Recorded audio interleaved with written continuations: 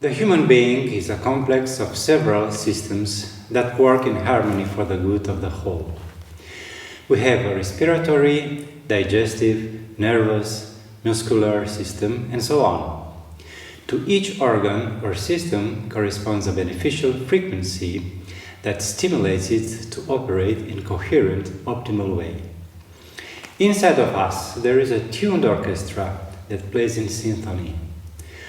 When all systems work naturally, the phenomenon of homeostasis is established and the whole being is in harmony. Studies have shown the effect that sound and music have on cells, organs, emotions, imagination, and the psychological state.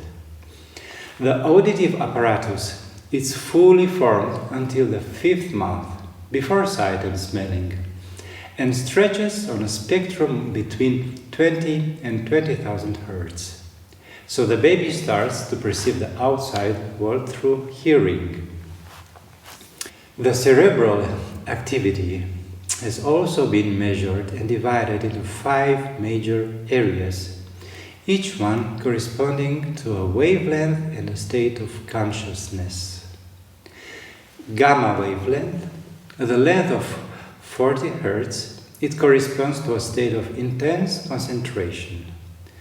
Beta wavelength, between 13 and 39 Hz, the normal state of wakefulness, activity of the 5 senses.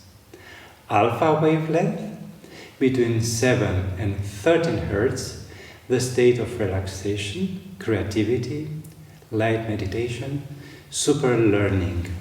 And theta wavelength, between 4 and 7 Hz, superficial sleep, deep meditation, creativity, fantasy, and the last, the delta wavelength, below 4 Hz, deep sleep without dreams, restorative, unconscious.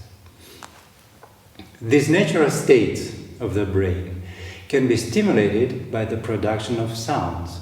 For example, binaural sounds are emitted from 2 different sources, each of them directed to one ear.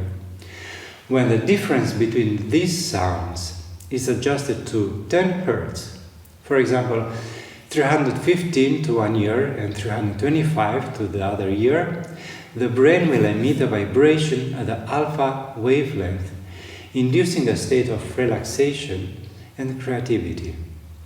Another important aspect is the intensity of sound sources. This was measured in decibels, and it was found that it directly influences our state of well-being, the neurotransmitters regulating the immune system. For example, a strong sound and sudden accelerates the cardiac pulse and, being perceived as danger, triggers cortisol production. Nature sounds and music act at the psychological level, changing our mood. The songs we listen to make us feel happy, sad, melancholic, positive, hopeful, and so on. The sounds that are part of our everyday life have the following values. Conversation, 60 decibels. Traffic, 85 decibels. Music concert, 100 decibels. Ambulance, 125 decibels. Fireworks, 130 decibels. Intensity exceeding 100 decibels have been proven harmful for our health. The composers knew that the combination between sounds and rhythm generate emotions and feelings. In the theme of destiny from his Symphony No. 5, Beethoven uses a descendant major third organized in the rhythm of triplets, quarters in forte, loud dynamics, in order to create the feeling of implacable.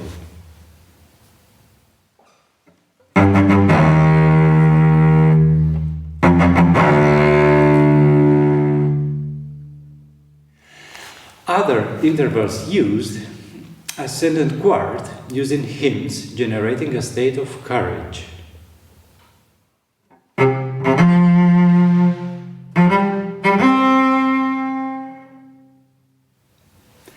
Ascended minor third, sadness.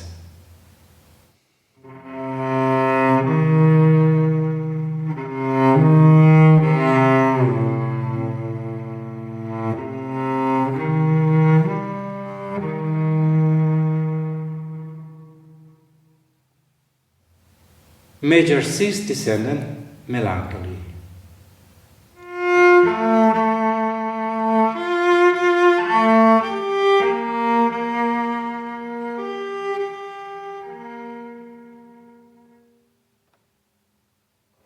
And so on.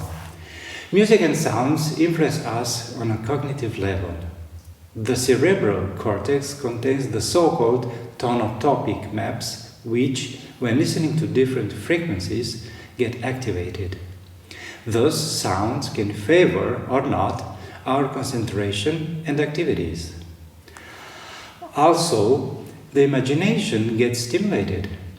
For example, the shape of a musical phrase, moving from bottom to top or from slow to fast, is represented as movement, running, walking, stopping.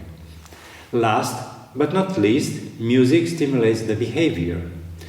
We are naturally inclined towards pleasant sounds. Loud and aggressive sounds create fright and nervousness, while when music calms down, we think more clear and act in a beneficial and coherent way. As Darwin used to state, music seems to be the intermediary part between language and thought. Consequently, the body is a receiver, and music can be used to reduce stress and anxiety, the unconscious psychological effects, and the emotional associations. Also, it lowers cortisol, adrenaline, the heart rate, and the tension. When we are listening to music, or playing an instrument, or singing, endorphins get released, and beneficial circuits are created that favor the state of coherence and homeostasis when our inner orchestra plays a symphony.